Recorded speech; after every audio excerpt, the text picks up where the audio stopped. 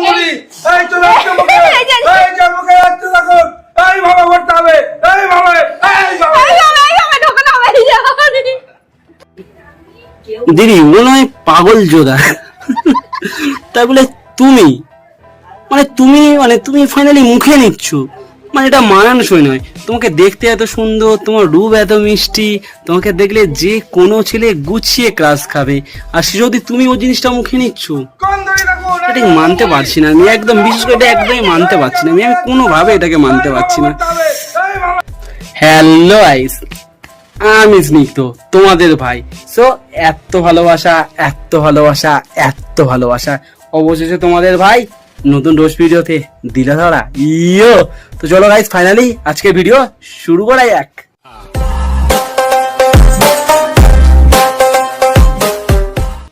না না ভাই, গালাগালি দেওয়ার কোনো প্রশ্নই নেই ভাই। হ্যাঁ একটু দেরি হয়েছে, but I am also back. আমি চলে এসছি ভাই, আর আমি কাজটাই এমন করি ভাই, কি করব কোথায় যাবো ভাই, অর্ধেক ভিডিও শুট করে আমাকে রেখে দিতে হয়, পরের বার অন্য ভিডিওগুলো করতে হয়, তার জন্য ভাই। আর হ্যাঁ, সবাইকে হ্যাপি ইন্ডিপেন্ডেন্স ডে অ্যান্ড 2025। আজকের দিনে দাঁড়িয়ে সত্যি বাঙালি গর্ব করে যে আজকের আমরা স্বাধীনতা লাভ করেছি। চলো এইসব বাদ দাও, কি চলছে মার্কেটে সেটা দেখি, চলো। আমাদের আজকে তালের বড়া রান্না হচ্ছে। তোমাদের কার কার তালের বড়া খেতে ভালো লাগে অবশ্যই কিন্তু তোমরা কমেন্ট করে জানিও। আরে দেখো, মেয়েকে বোঝান, মেয়েকে সামলান, মেয়ে তো বড়ার আমাদের তফাৎই বুঝতে পারছে না। তো এইভাবে চলতে গেলে তো হবে না, তাই না?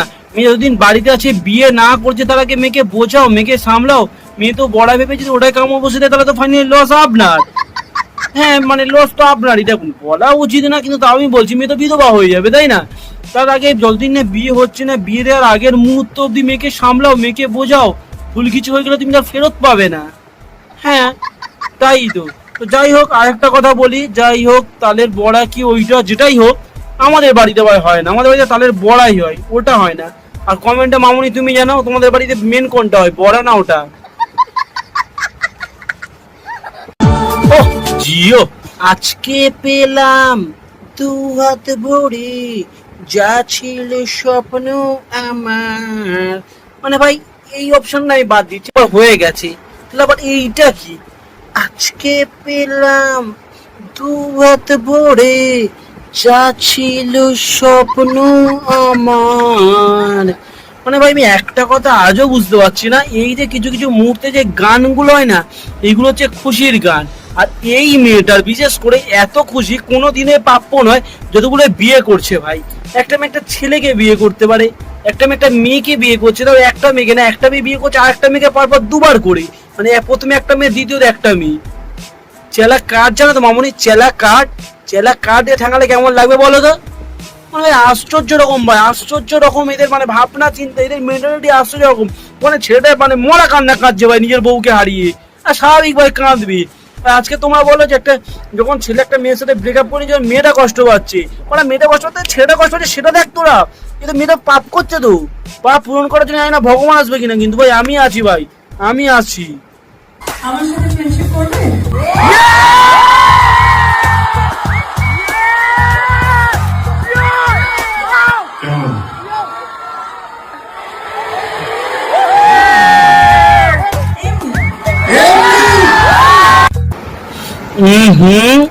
সেই এমনি, মানে ভাই আলাদাই, এরকম আলাদা, মানে দেব আর শুভশ্রী এই বিষয়টার মধ্যে আলাদা ভাই এনার্জি আছে, একটা আলাদা লাভ আছে। কিন্তু এইবার বলি মেন কারণটা, দেব হচ্ছে শুভশ্রীর এক্স, পরিষ্কার বাংলা কথা, একদম নীললি বলছি, একদম পাতি বাংলা কথা। দেব হচ্ছে শুভশ্রীর এক্স। এই 12 বছর পরে ওরা ধূমকেতুর প্রমোশনের জন্য এমনি এই কথাটা যে আমার সাথে ফ্রেন্ডশিপ করবে, দেব বলছে এমনি, যে কেন এমনি, এই যে কথাটা, এই যে এটার পরে তুমি যে ভাবছো তুমি তোমার লাইফ এক্স এর কাছে ফিরে যাবে, তাহলে জানো তো তোমার পিছনে ঝামা ঘষে দিয়ে চলে গেছে, আর একবার ঝামা ঘষে তোমার ফ্যামিলির লোক তোমাকে দেবে। যখন তুমি বিয়ে করেছো বা তোমার ওয়াইফ আছে বা তোমার গার্লফ্রেন্ড আছে, যে আছে, যদি তোমার এক্সকে তুমি পুনরায় ফিরে আনতে যাও দেবের মতন করে আর কি, মানে তুমি ভাবলে যে আমি দেব, আমার এক্স শুভশ্রী, সেইভাবে যদি ফিরিয়ে আনতে যাও, তোমার পিছনে ঝামা শুধু তোমার এক্স ঘষে দেবে না, ও তো মুখে মুইতে দিয়ে চলে গেছে ঝামা ঘষে দিয়ে, আবার যখন আসবে ও কিন্তু সেম ঘষে দিয়ে চলে যাবে। আবার তারপরে লঙ্কা পাতার ওপরে লঙ্কার গুঁড়োটা ছড়াবে তোমার বউ বা তোমার গার্লফ্রেন্ড। বন্ধু সেই জন্যই শুভশ্রীর জায়গায় নিজের এক্সকে দাঁড় করিয়ে নতুন করে নিজের এক্সকে কামব্যাক করিও না, এইভাবে ঘাড়ে দেবি। এই কথাটা বাসি হলেও মিষ্টি, আর কি বলতো, গরিবের কথা বাসি হলেও মিষ্টি হয়, বুঝলা? সঠিক বলেছেন, আপনার বুদ্ধি ভালো।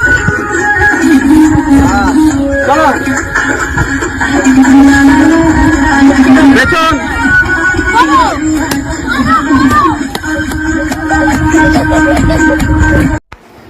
হ্যাঁ ভাই, ঠিক এতটাই কনফিডেন্স চাই নিজের প্রতি। আমি যে নাচতে খারাপ সেটা লোককে বোঝালে হবে না। তো দেখো, নাচটা মানে ঠিকঠাকই ছিল, বাট পড়ে যাওয়ার পরে ওই যে পিছন ডান্সটা করছে না ভাই, এটাকে আমি মেনে নিতে পারছি না। যেন মনে হচ্ছে ছোটোখাটো কোনো জলহস্তিকে ওপরে তুলে দিয়েছে, আর সে মরে যাওয়ার আগে যেভাবে হাঁপায় ঠিক সেইভাবেই হাঁপাচ্ছে। মানে ভাই সেরকমই মনে হচ্ছে, সম্পূর্ণ ঠিক সেরকমই মনে হচ্ছে ভাই।